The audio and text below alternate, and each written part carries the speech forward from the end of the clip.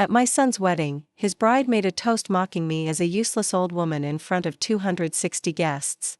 I said nothing, walked calmly to the stage with a suitcase, opened it, and showed what she had done the night before. She started screaming. "I'm glad to have you here. Follow my story until the end and comment the city you're watching from so I can see how far my story has reached." I never imagined that the happiest day of my son's life would become the most humiliating moment of mine. But there I was, sitting at table 12 in the back corner of the grand ballroom, watching my daughter-in-law, Marin, command the microphone like she owned the world. The wedding had been everything Terrence dreamed of. 260 guests filled the elegant venue. Crystal chandeliers casting warm light over tables draped in ivory silk. I had helped pay for half of it, though Marin made sure no one knew that detail. To everyone else, this was her family's generous gift to the young couple. I smoothed my navy dress and tried to focus on my son's radiant smile. At 32, Terrence looked so much like his father at that age, it made my chest tight. He deserved this happiness. He deserved love. I just wished he had found it with someone else. Marin stepped up to the microphone, her blonde hair perfectly styled in an elaborate updo that probably cost more than my monthly Social Security check. Her wedding dress, a confection of imported lace and pearls, hugged her model thin figure. She was undeniably beautiful, and she knew it.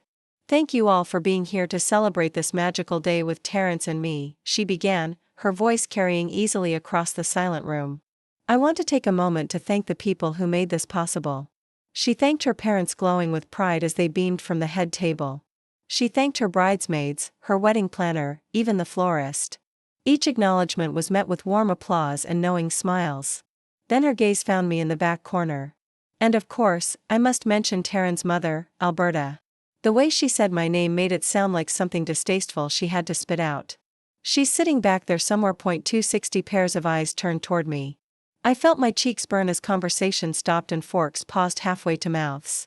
"Alberta has been quite the presence in our lives," Marin continued, her smile never wavering, even as her words turned sharp. "She's taught me so much about what kind of mother-in-law I never want to become." A few uncomfortable chuckles rippled through the crowd. I gripped my napkin under the table, my knuckles white. You see, Alberta represents everything from the old generation that we're trying to move past. She's controlling. She's bitter. And frankly, she's become quite the useless old woman who just can't accept that her little boy has grown up. The silence that followed was deafening. I could feel the shock radiating from the guests, the second-hand embarrassment, the whispered, "Did she really just say that?" But Marin wasn't finished. "So, here's to leaving behind toxic family members who serve no purpose except to drag us down. Here's to moving forward without dead weight, and here's to Terrence finally being free from his mother's manipulative grip." She raised her champagne glass high, that beautiful smile still plastered on her face. "Cheers to new beginnings."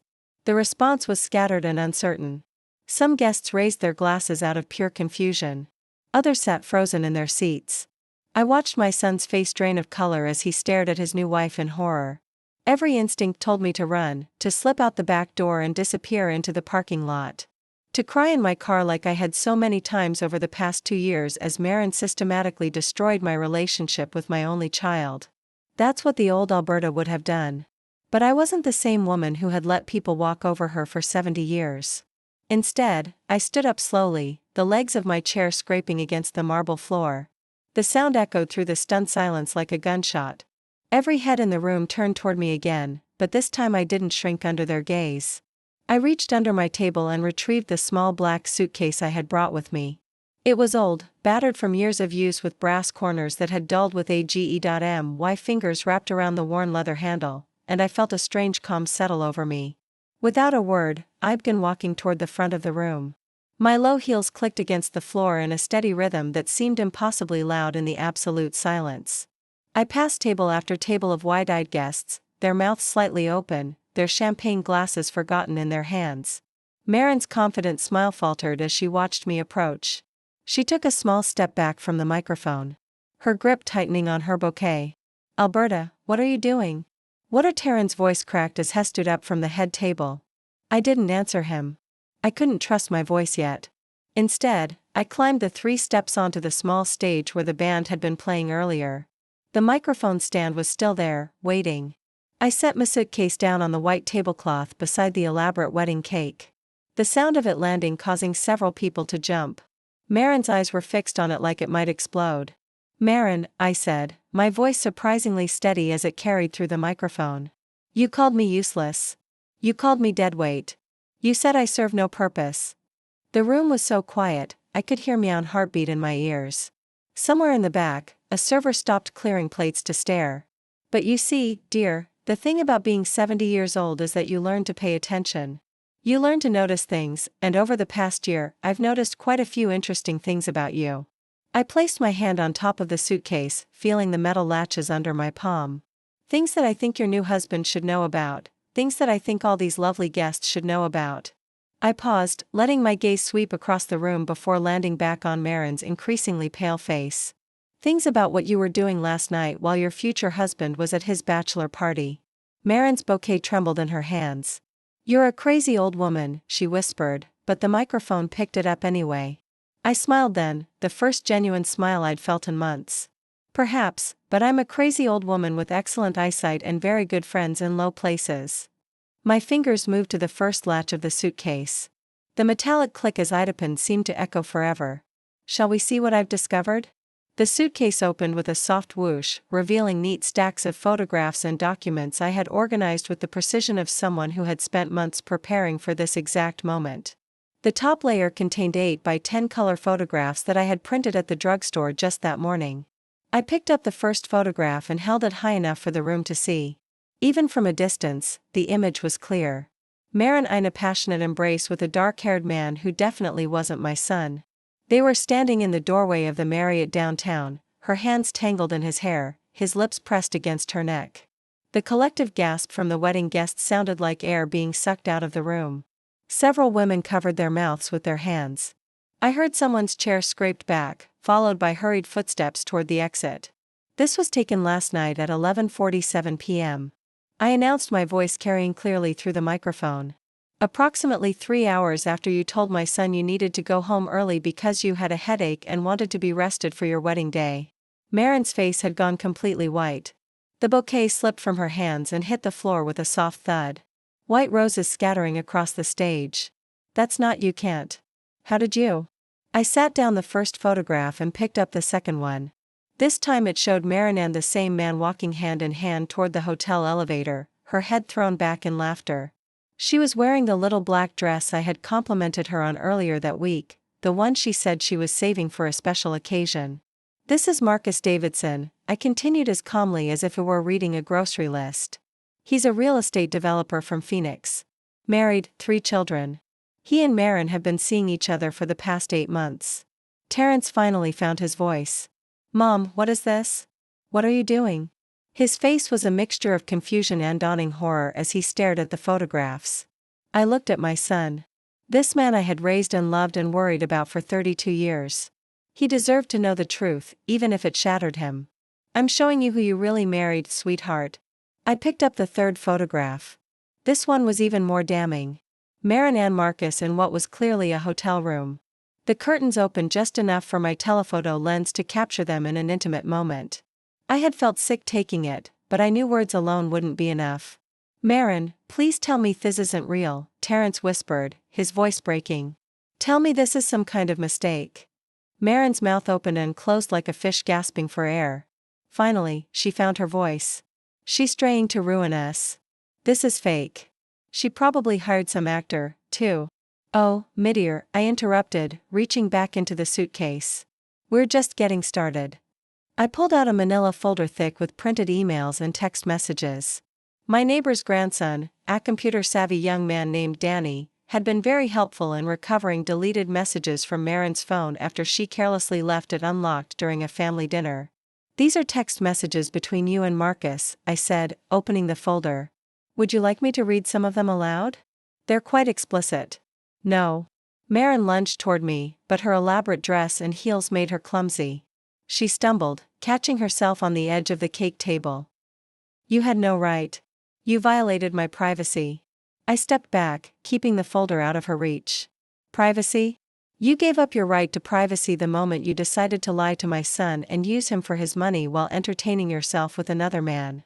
The room erupted in whispers. I could see guests pulling out their phones, some recording the scene, others frantically texting. The mother of the bride had her face buried in her hands while the father sat rigid in his chair, his jaw clenched tight. "Let me read just one message," I said, adjusting my reading glasses. "From 3 days ago, Marin to Marcus. Can't wait for this wedding circus to be over. Tay is so boring in bed, but his trust fund makes up for it.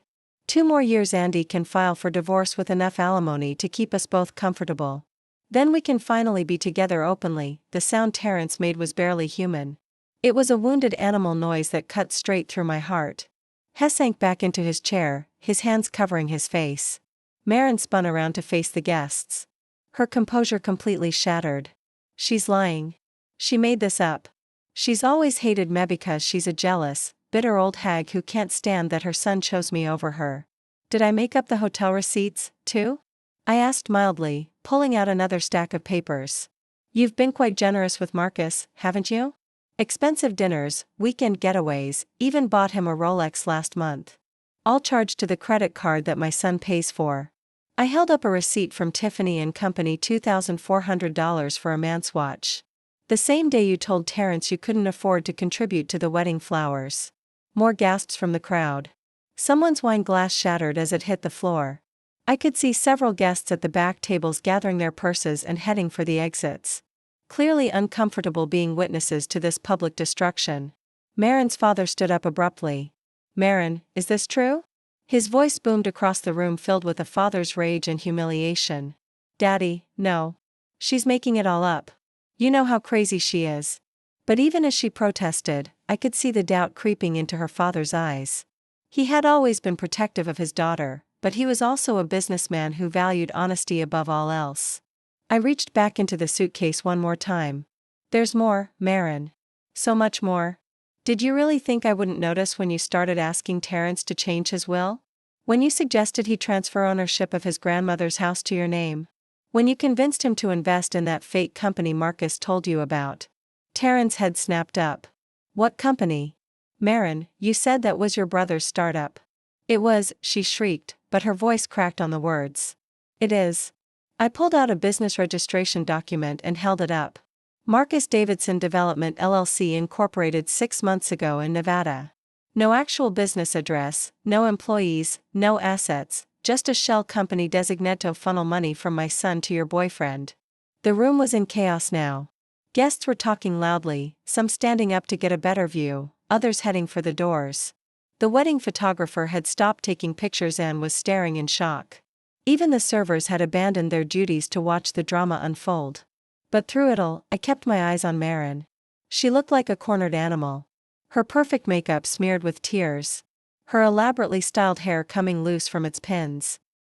"You don't understand," she said, her voice desperate now. "This isn't what it looks like. There are things you don't know. Things about Terrence that stop." My voice cut through her babbling like a knife. "Just stop lying. We all know what this is. The question is, how much more humiliation are you willing to endure before you accept that it's over?" I closed the folder and placed it back in the suitcase. But I didn't close the case. Instead, I rested my hand on another stack of documents thicker than the first. "Because Marin, my dear, what I've shown them so far, this is just the appetizer. The real feast is still to come." The silence that followed my words was broken only by the sound of Marin's ragged breathing and the distant clatter of dishes from the kitchen. I could feel the weight of 260 pairs of eyes on me, waiting. Even the wait staff had stopped pretending to work and were openly staring at the drama unfolding on the stage. I reached deeper into the suitcase and pulled out a small velvet jewelry box, the kind that holds precious family heirlooms. My fingers trembled slightly as I opened it, revealing the empty silk interior where my grandmother's sapphire necklace should have been resting. This box used to contain a necklace that belonged to my grandmother. "Then my mother, and then me," I said, holding it up so everyone could see the vacant space. "It was valued at $12,000 when I had it appraised 5 years ago. It was supposed to go to Terrence's future wife on their wedding day." Terrence looked confused. "Mom, you never mentioned Anaclace. I thought you were going to give Marin your pearl earrings." I was going to give her the necklace as a surprise," I replied, my voice steady despite the rage building in my chest until I discovered it was missing from my jewelry box 3 months ago. Marin's face, already pale, somehow managed Todd rain of even more color. She took a step backward, bumping into the elaborate wedding cake display. At first, I thought I had misplaced it. I continued, you know how it is when you get older. You start doubting your own memory. I searched my entire house twice, went through every drawer, every box. I even contacted my insurance company to see if it had been stolen during a break-in I didn't know about. I pulled out a manila folder and opened it to reveal a police report. But then I remembered that Marin had been alone in my house the weekend Terrence went to Hat Business Conference in Seattle. She had offered to check on me when I had that terrible flu. So thoughtful of her. You're insane, Marin whispered. But her voice lacked conviction. I would never steal from you. Wouldn't you? I asked, pulling out another document.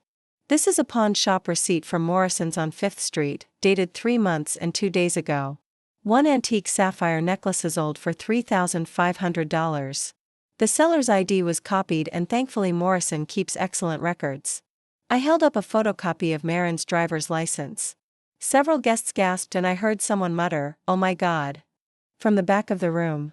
Terrence shot to his feet so fast his chair toppled backward. Marin, tell me this isn't true. Tell me you didn't steal from my mother. She's lying. Marin shrieked, but her voice was shrill with panic. Now she's making all of this up because she's a bitter old woman who can't stand that I took her precious little boy away from her. Am I making up this too? I asked, pulling out a second pawnshop receipt. Your grandmother's wedding ring, Terrence. The one I showed Marin when she admired it last Christmas. The one I told her would be passed down to your wife someday. Pawned 2 weeks after she saw it. The sound that came from my son was heartbreaking. He sank back into his chair, his hands covering his face. The ring was supposed to be for our future daughter, he whispered. You said it was safe in your jewelry box. It was safe, I said softly until someone with a spare key told me house decided it was worth more as cash than as a family heirloom. I reached into the suitcase again, this time pulling out a thick folder that made Marin's eyes widen with terror. But the jewelry was just the beginning, wasn't it, Marin? Because when a few thousand wasn't enough to keep Marcus happy, you needed a bigger score. Stop, Marin begged, tears streaming down her face. Please just stop. This is a forged deed, I announced, holding up an official-looking document. For my house, the house that's been in my family for 43 years. According to this document, I signed my property over to you last month as an early wedding gift. The gasps from the crowd were audible now, several people stood up to get a better look. And I heard someone near the back say, "Call the police." The signature is quite good, I continued, examining the document. You must have practiced for hours, but you made one crucial mistake. You dated it for a day when I was in the hospital having my hip surgery. The day you volunteered to house sit for me while I was recovering. Terrence's face was white with shock. You forged Mom's signature on a deed. Marin, that's a felony. It's not what you think, Marin cried desperately. I was just trying to help. Your mother is getting older and I thought if the house was in my name I could make sure she was taken care of by selling it. I interrupted, pulling out yet another document. This is a listing agreement with Westside Really. You were planning to put my house on the market next week while Terrence and I were on your honeymoon. The asking price was $450,000. The room erupted in angry murmurs. Marin's own mother was staring at her daughter in horror, her hand pressed to her chest as if she were having trouble breathing. The plan was brilliant, really, I said, my voice taking on an almost conversational tone. Sell my house while I was supposedly on vacation with you too. By the time I found out, the sale would be final. You would claim I had agreed to it, but forgot due to my age. Who would believe a confused old woman over a young, respectable married couple? That's not. I would never. Marin's protests were growing weaker, less convincing. Wouldn't you? I asked, pulling out one final document from the folder. This is a power of attorney form also forged with my signature. It gives you complete control over my finances, my property, and my medical decisions, dated the same day as the deed. The silence that followed was deafening, even the kitchen staff had stopped working and were peering out from behind the service doors. Terrence stood up. Slowly, his face a mask of hurt and disbelief. You are going to steal everything from my mother.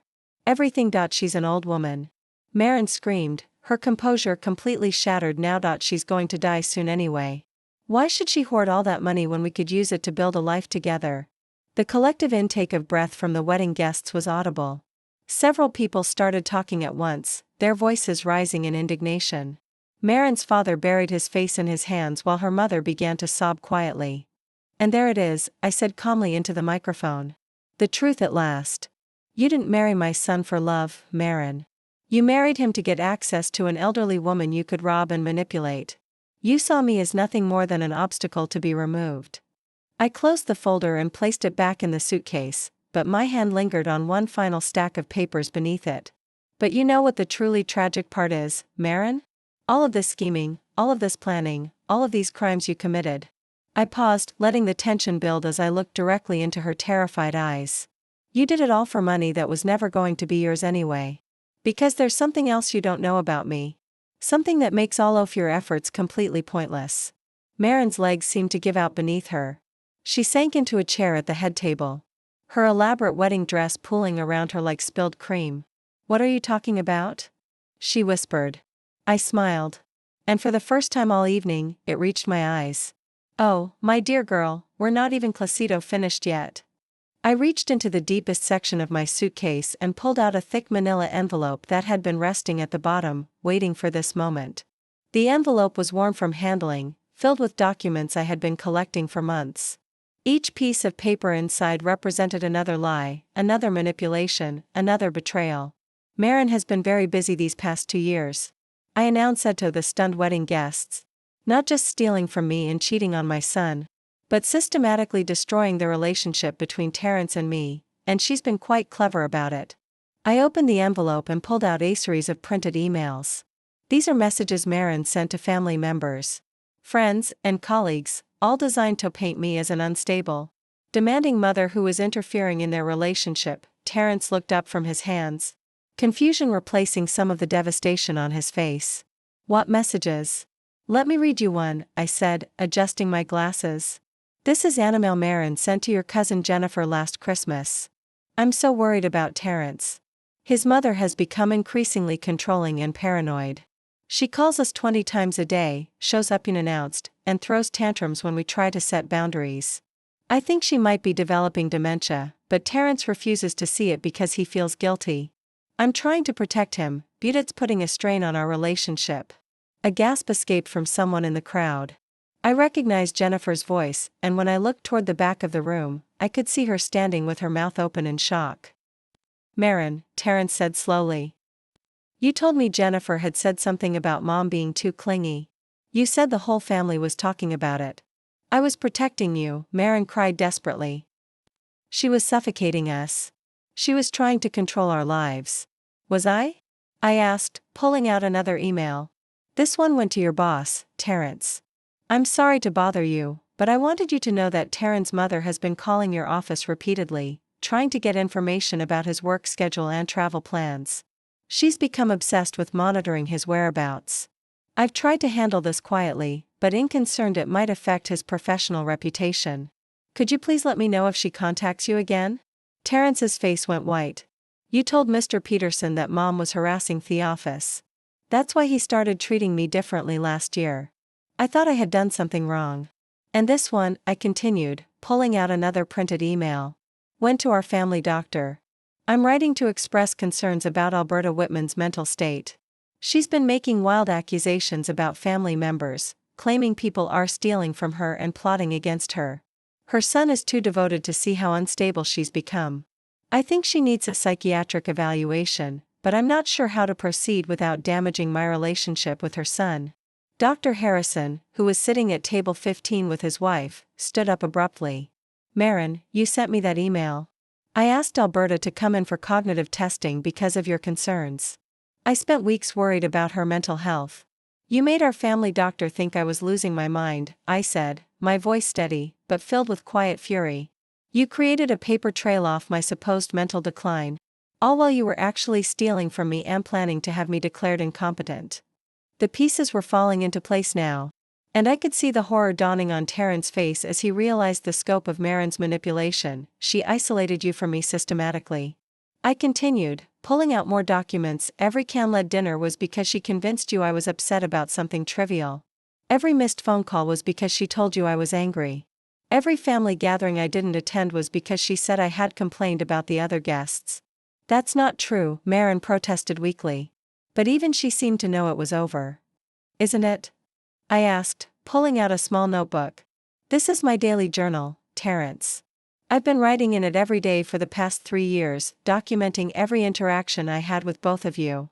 Would you like me to read some entries? I opened to a page marked with a yellow sticky note. March 15th last year, Terrence called to cancel Sunday dinner. He said I had called Marin a gold digger at Sarah's birthday party and hurt her feelings. I never said any such thing. I barely spoke to Marin at the party because she spent the entire time on her phone. I tried to explain this to Terrence, but he said Marin was too upset to talk about it. Terrence's Aunt Sarah stood up from Hurtable. Alberta, you were nothing but polite to Marin at my party. I remember because I was impressed by how gracious you were, especially since she ignored everyone there. May 22nd. I continued reading. Terrence says I'm being too pushy about wanting to spend time with them. Marin told him I called her selfish for wanting to spend their anniversary alone instead of having dinner with me. I never called about their anniversary. I didn't even know what day it was. June 3rd, Marin told Terrence I criticized her cooking when they brought me dinner after my surgery. I thanked her 3 times and told her it was delicious. I even asked for the recipe. With each entry I read, Terrence seemed to shrink further into his chair. The realization of how thoroughly he had been manipulated was written all over his face. She created a fictional version of me, I said, closing the journal. A bitter, intrusive, critical mother who made their lives miserable, and every time you started to doubt her stories, Terrence, she would create a new crisis to distract you. I pulled out a medical record from the envelope. Like the time she claimed to have food poisoning from my Thanksgiving dinner. The same dinner where she barely touched her plate because she was texting Marcus under the table. The emergency room report shows she was perfectly healthy that night. Or the time she said I had fallen and hit my head. And that's why I was acting confused about her borrowing my car without asking. I continued, producing another document. She called you in a panic, saying I needed medical attention. But my medical records show I was never treated for any fall or head injury. Marin's breathing was becoming rapid and shallow. She looked like she might faint at any moment. She manufactured crises to make you feel like you had to choose between her and me, I said to Terrence. And every time she made sure I was the problem that needed to be solved. I reached back into the envelope one more time and pulled out a stack of photographs. But perhaps the most cruel manipulation of all was this. I held up a photo of Marin and me at last year's Mother's Day brunch. Bothoff smiling at the camera. This picture was taken at Romano's restaurant on Mother's Day. I paid for the meal as I always did. Marin posted this on social media with the caption, treating me difficult mother-in-law to brunch, even though she's been criticizing everything I do lately. Sometimes you have to be the bigger person. I showed the photo to the room, then pulled out a printed screenshot of the social media post. 47 comments from people sympathizing with her for having to deal with such a demanding mother-in-law. People who had never met me were calling me ungrateful and suggesting that Terrence should set firmer boundaries with his mother. You turned my own community against me, I said, my voice quiet but carrying clearly through the microphone. People I had known for decades started looking at me with pity or disapproval because of the stories you were spreading. Terrence finally found his voice. Mom, I'm so sorry. I believed her. Every time she told me you had said something hurtful or done something inappropriate, I believed her. Why wouldn't you? I asked gently. She was your wife. You trusted her, and she was very, very good at lying. I folded the documents and placed them back in the envelope. But I kept one final piece of paper in my hand. But there's one more thing, Marin. One lie that's bigger than all the others combined. Marin looked up at me with red-rimmed eyes. Mascara streaked down her cheeks. What are you talking about? I held up the single sheet of paper, and even from a distance, the official letterhead was visible. This is a letter from the law firm of Patterson Webb and Associates. It's dated 6 months ago, and it's addressed to me. The room fell silent again, everyone straining to hear what new revelation was coming. It's about my will, Marin. The will you convinced Terrence I should update to include you as a beneficiary? The will you thought would make you rich when Edie'd? I paused, looking directly at her terrified face. Would you like to know what you would have inherited? I held the letter from Patterson Webb and Associates high enough for everyone to see, watching as Marin's face cycled through confusion, fear, and dawning horror. The wedding guests had given Yupany pretense of politeness now. They were openly staring. Many of them recording with their phones, all of them waiting for the final blow to fall. "You see, Marin," I said, my voice carrying easily through the silent ballroom. "6 months ago, after you convinced Terrence that I should update my will to include you, I did exactly what you suggested. I went to see my lawyers." Terrence looked between us, still trying to process everything that had been revealed. "Mom, you never told me you changed your will. That's because I didn't change it the way Marin expected," I replied, unfolding the letter. "I had my lawyers do a complete investigation of my finances, my assets, and my debts, something I probably should have done years ago." I cleared my throat and began to read. "Dear Mrs. Whitman, after completing our comprehensive review of your financial situation, we regret to inform you that your estate is currently worth $47,000. The gasp that went through the room was audible. Even the servers who had been pretending to clean tables stopped what they were doing. "You see," I continued, "what none of you knew is that I've been living off credit cards and loans for the past 5 years. The house you thought was worth $450,000. Marin, it has a mortgage balance of $390,000. My monthly Social Security barely covers the interest payments." Marin's mouth fell open. "That's impossible. Terrence said you had money saved. He said you owned the house outright." "I did own it outright," I said sadly, looking at Myson. "Until I mortgaged it to help pay for your wedding, your car payments, and all those emergencies you two seem to have every month. The vacation to Europe last year, that was $23,000 charged Tommy home equity line of credit." Terrence buried his face in his hands. "Mom, why didn't you tell me? I never would have asked you to." "You didn't ask," I said gently. "Marin asked. And she made it sound like temporary loans that you would pay back once your business took off. Except your business is doing fine, isn't it, Terrence? You could have afforded those things yourself." I pulled out a bank statement from my purse. "Thesis, my checking account balance as of yesterday morning. $347. That's everything I have left in the world." The silence was deafening. Marin looked like she had been slapped. All her scheming, all her manipulation, all her crimes had been for an inheritance that didn't exist, but that's not the best part. I continued, reaching back into my suitcase one final time, because while I was at the lawyer's office, I asked them to do something else for me. I asked them to investigate you, Marin. I pulled out a thick folder marked Confidential Investigation Report and opened it with deliberate slowness. "It seems you've been a very busy girl these past few years, much busier than any of us realized." Marin tried to stand up, but her legs seemed to give out beneath her. She collapsed back into her chair. Her elaborate wedding dress bunched around her like a deflated balloon. "Should I start with your previous marriage?"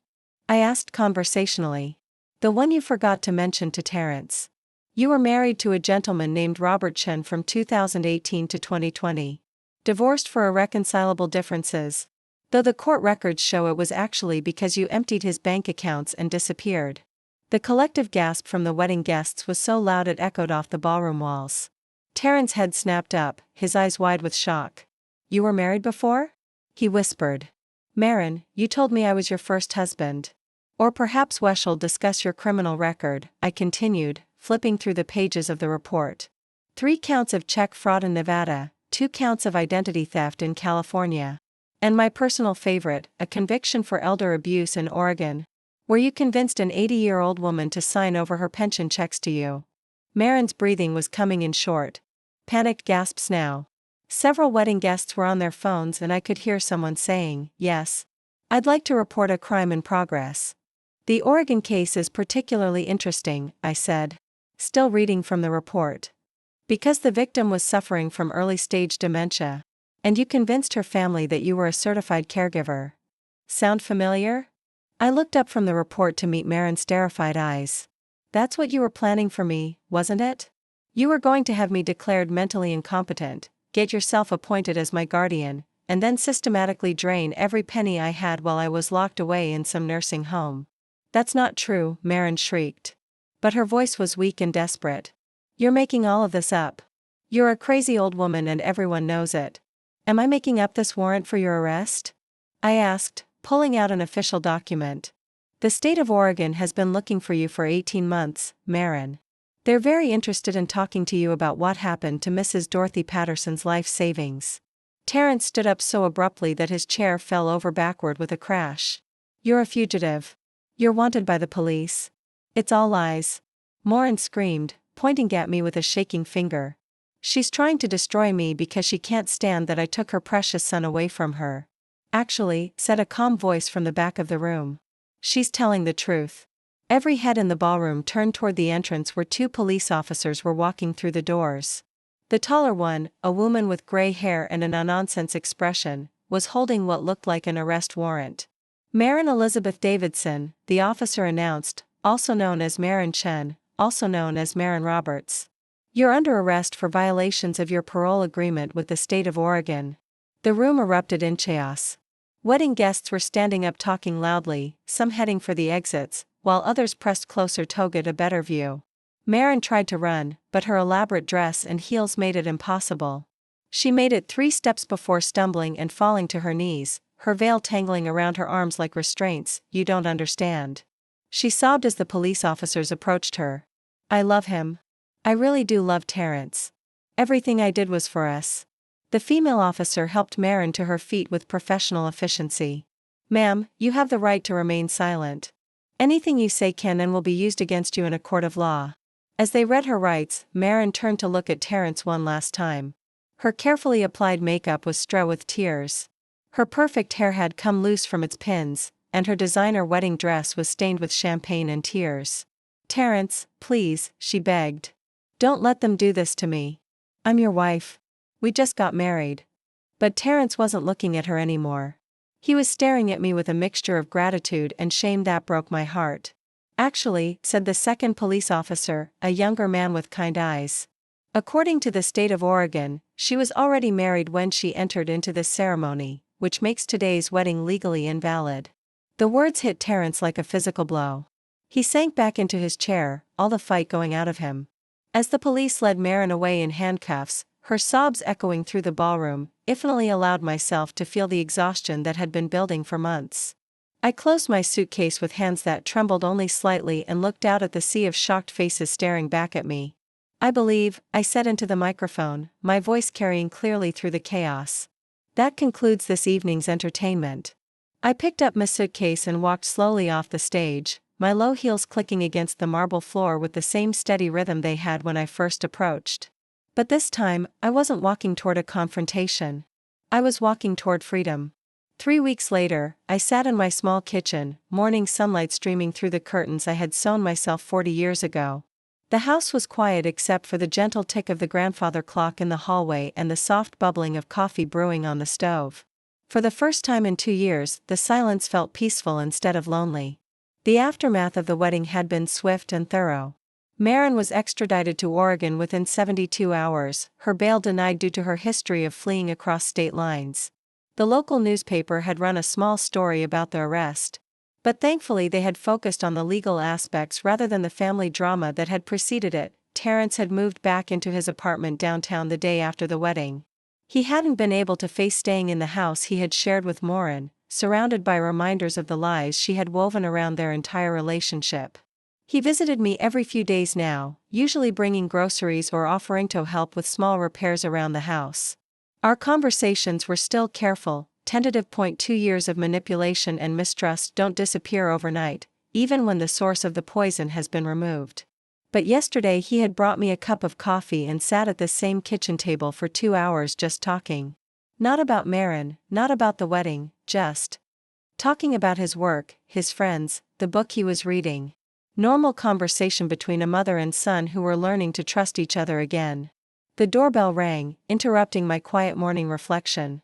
I wasn't expecting anyone, but these days, unexpected visitors didn't fill me with the same dread they once had. I knew it wouldn't be Marin demanding entry with some new manipulation or crisis. When I opened the door, I found Detective Sarah Collins, the police officer who had arrested Marin at the wedding. She was holding a manila envelope and wearing the same professional expression she had worn that night. "Mrs. Whitman," she said with a slight smile. "I hope you didn't mind me stopping by. I have some news about your case." So, I invited her in and offered coffee, which she accepted gratefully. We sat at my kitchen table, the same place where I had planned my confrontation with Marin all those months ago. "First," Detective Collins said, opening her envelope. "I wanted to return these to you." She pulled out my grandmother's sapphire necklace and my mother's wedding ring, both carefully wrapped in tissue paper. We were able to recover them from the pawn shop. The owner was very cooperative once we explained the situation. My hands trembled as I unwrapped the necklace, feeling the weight of the sapphires against my palm. "I had thought these family treasures were lost forever, thank you," I whispered, my voice thick with emotion. "I never expected to see them again." "There's more," Detective Collins continued. "The forged documents you provided were excellent evidence. Marin has been charged with multiple felonies in addition to the Oregon warrant. Her lawyer is recommending that she accept a plea deal rather than go to trial." She pulled out another document. "Part of that plea deal includes full restitution for everything she stole from you. The pawn shop money, the costs off the investigation, even compensation for the emotional distress she caused." I looked at the figure written on the paper and blinked in surprise. $15,000, but I only lost about $4,000 in the pawn shops. The DA's office felt that the psychological manipulation and attempted fraud warranted additional compensation, Detective Collins explained. "It's not a fortune, but it should help with some of your financial difficulties." Financial difficulties. Such a polite way to describe being broke at 70 years old because I had tried too hard to buy my son's love and approval. "What about Marcus?" I asked the man she was having an affair with. Detective Collins smiled grimly. "Turns out Mr. Davidson has some legal troubles of his own now. His wife found out about the affair and filed for divorce. She also discovered that he had been embezzling from his company to fund his lifestyle with Marin. He's facing his own criminal charges." After Detective Collins left, I sat alone in my kitchen, holding my grandmother's necklace up to the light. The sapphire caught the morning sun and threw tiny blue rainbows across the white walls. 3 generations of women in my family had worn this necklace on their wedding days. It was supposed to go to Taryn's wife someday, but now I wondered if it might skip a generation and go to a granddaughter instead. The thought of future grandchildren no longer filled me with the desperate longing it once had. If Terrence found love again, if children came, I would welcome them. Booty no longer felt like my worth as a person depended on being needed by others. The phone rang and I saw Taryn's name on the caller ID. These calls still made my heart skip a little, but now it was with anticipation rather than anxiety. "Hi, Mom." His voice was warm, relaxed. "I was wondering if you'd like to have dinner tonight. I found a new recipe for that chicken dish you used to make when I was a kid. You want to cook for me?" I asked, surprised. "I want to learn," he said. I realized I don't know how to make any of the foods that remind me of home. "I thought maybe you could teach me." After we hung up, I sat quietly for a few more minutes, processing this small but significant shift in our relationship. For years, I had been the one reaching out, the one making efforts, the one trying to bridge the gap between us. Now, Terrence was doing the reaching, and it felt like a miracle. I spent the afternoon going through old photo albums, pulling out pictures of Terrence as a child that I wanted to show him tonight. Pictures of him learning to ride a bike, blowing out birthday candles, playing in the backyard sprinkler, evidence of a childhood filled with love, even if it hadn't been perfect. I found the pictures from his high school graduation where he was grinning widely in his cap and gown, his arm around my shoulders. We both looked so happy, so proud. That was before Marin, before the manipulation and lies that had slowly poisoned our relationship. As I arranged the photos in a small album to give to him, I realized something profound had shifted inside me. The desperate need to be needed, the fear of being alone, the willingness to sacrifice my own well-being for the illusion of family harmony. All of that was gone. I was 70 years old, nearly broke, and had just publicly humiliated my son's wife at their wedding. By most measures, I should have felt like a failure. Instead, I felt free. That evening, Terrence arrived with grocery bags and a nervous smile. We spent 3 hours in my kitchen working side by side as I taught him the secrets of my mother's chicken recipe.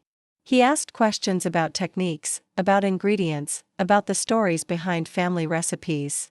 But more importantly, he scared about me, how I was feeling, what I was reading, whether I needed help with anything around the house. For the first time in years, he saw me as a person rather than a problem to be managed. As we sat down to eat the dinner we had prepared together, Terrence looked across the table at me with an expression I hadn't seen in far too long. Simple, uncomplicated love, Mom, he said quietly. I owe you an apology, not just for believing Marin sleaze, but for letting our relationship get so broken that she could manipulate us in the first place.